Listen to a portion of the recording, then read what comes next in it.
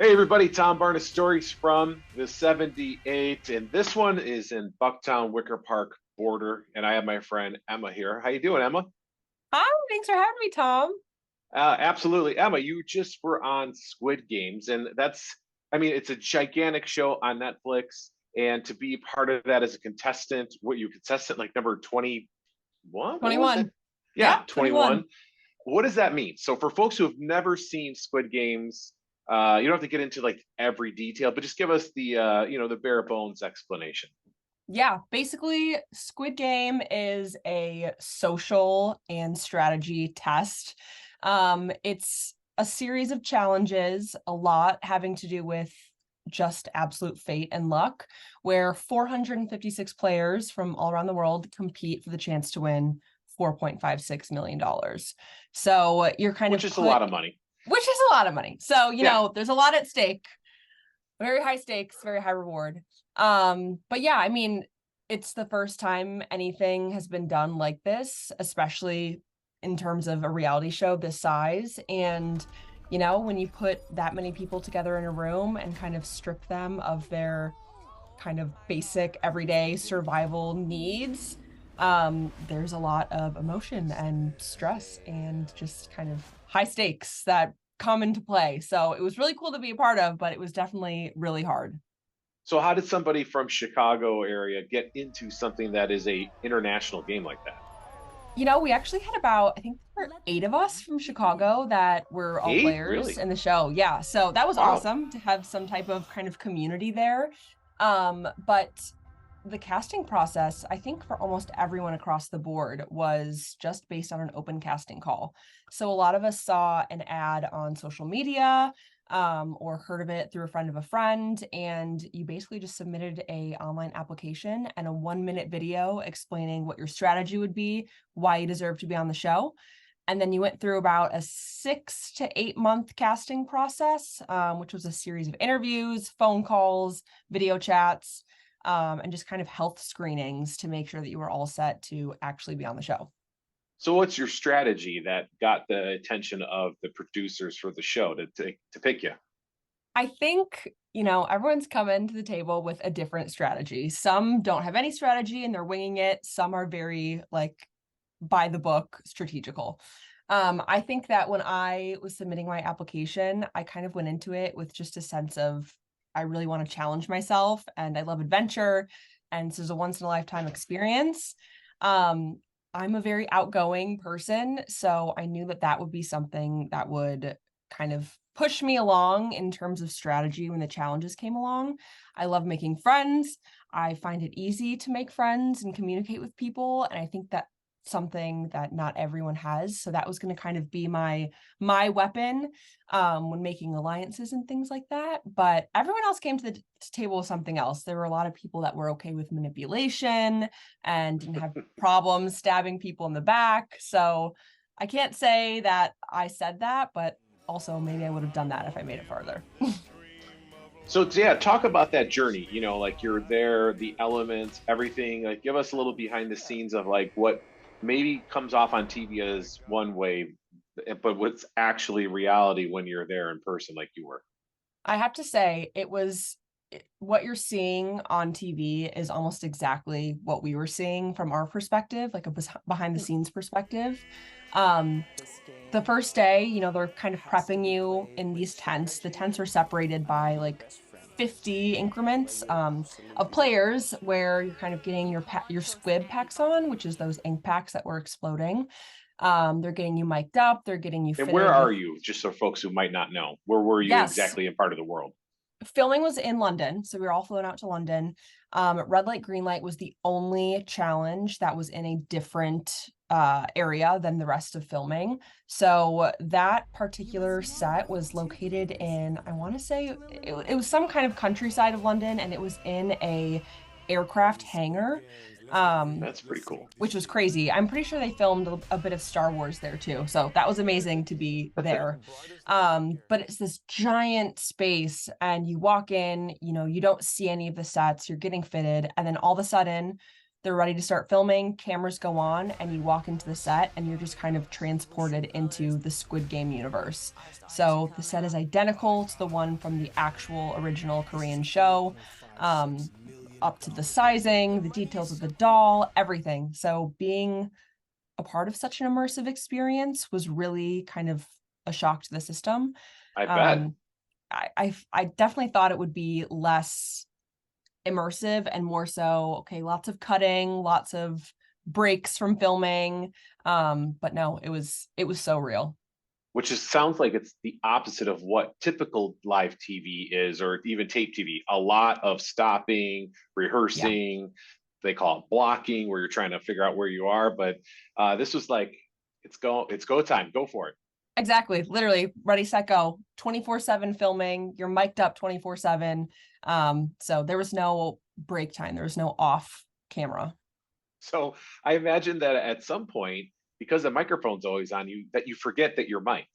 Oh my God, absolutely. And keep in mind, you're mic'd and being filmed while going to the bathroom. You're being Yeah, how is filmed. that not weird?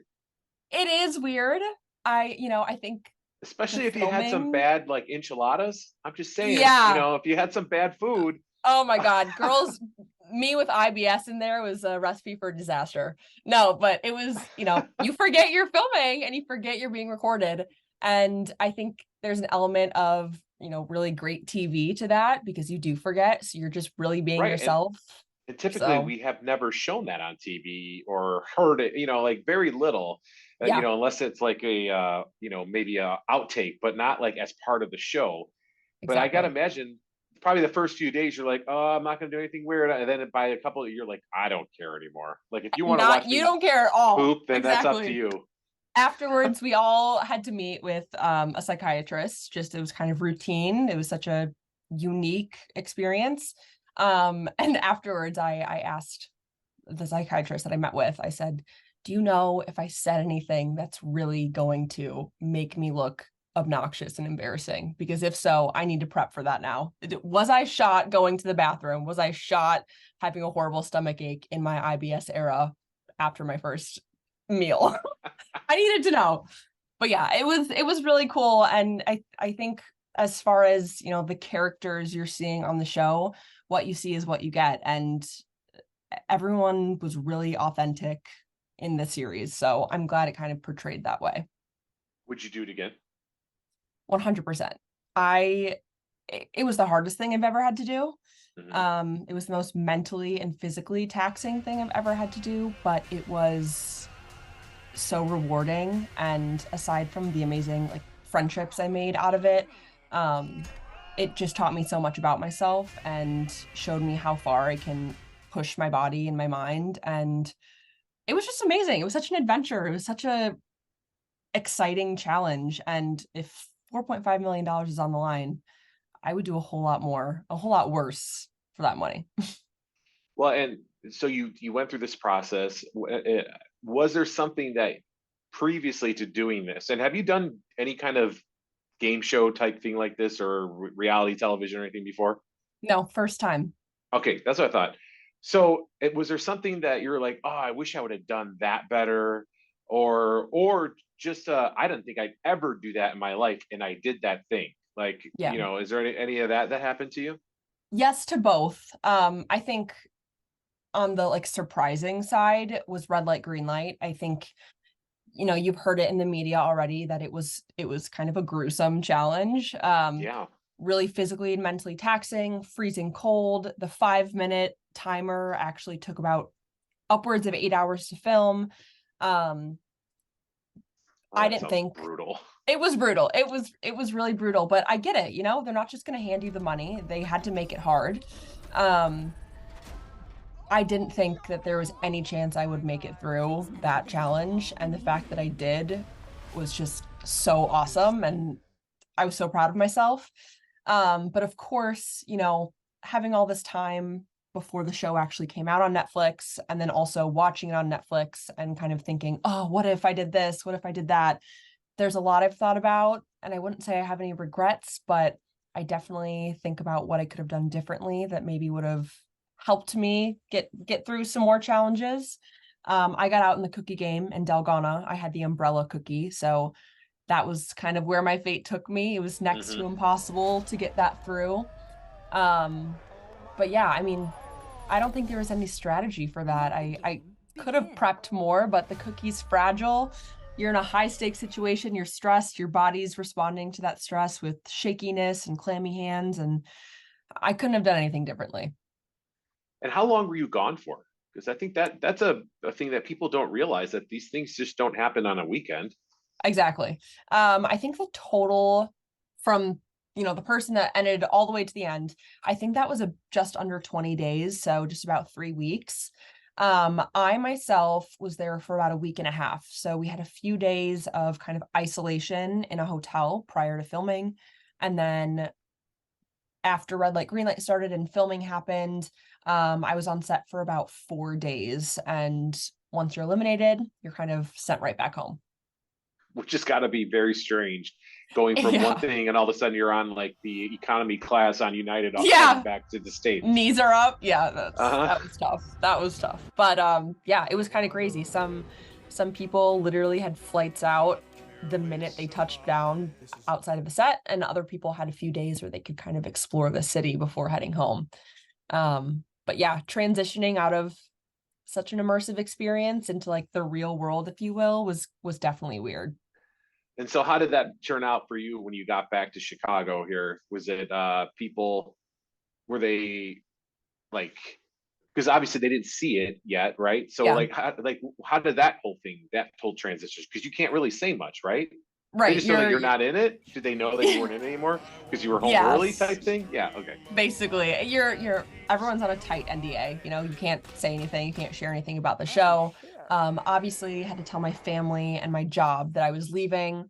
Um, Only my family knew what I was leaving for, so no one else anticipated my return date. But coming home that soon, in my perspective, it felt so soon. I was disappointed in myself and I didn't want to let my family down. They were kind of like, "Oh, why are you here already? You should still be gone. You shouldn't, we don't want to see you yet." Right. Um, but yeah, I mean, when we finally got to talk about the show and I got to share that I was on it, everyone was just so supportive, whether you got out in red light, green light, or you made it all the way to the end. There was such a excitement for all of the players on the show. So was your work like, you did what?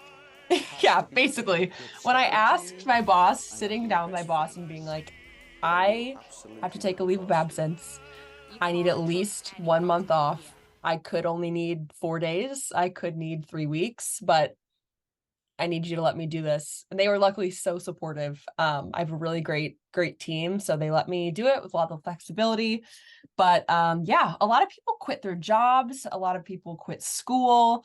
They gave up a whole lot more than I did for this. So I can't That seems imagine how that was. a little drastic to have to like quit school. I mean, you can miss school for a few weeks, right? Like they won't I mind. know. I know.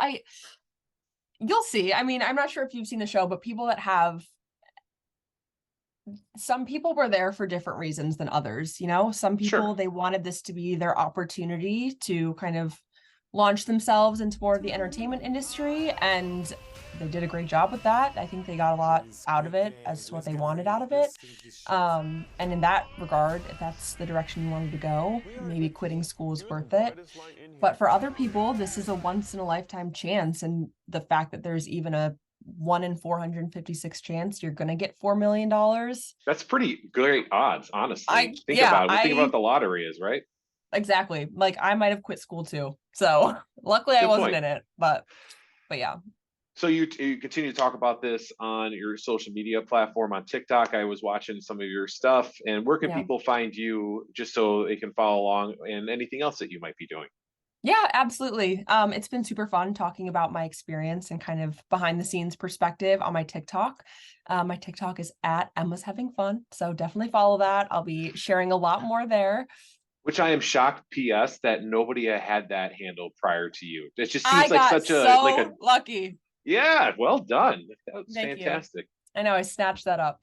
But yeah, definitely follow me there. I've been having so much fun talking about it. I think because there's so many players that have the chance to share their experience on social media, it's a great way to kind of hear about everyone else's perspectives, but I definitely wanted to bring an element of fun to it because it's getting kind of repetitive. And I just think offering people some insight with a bit of more lightheartedness is going to be just beneficial in the long run. And I definitely want to bring that to my page.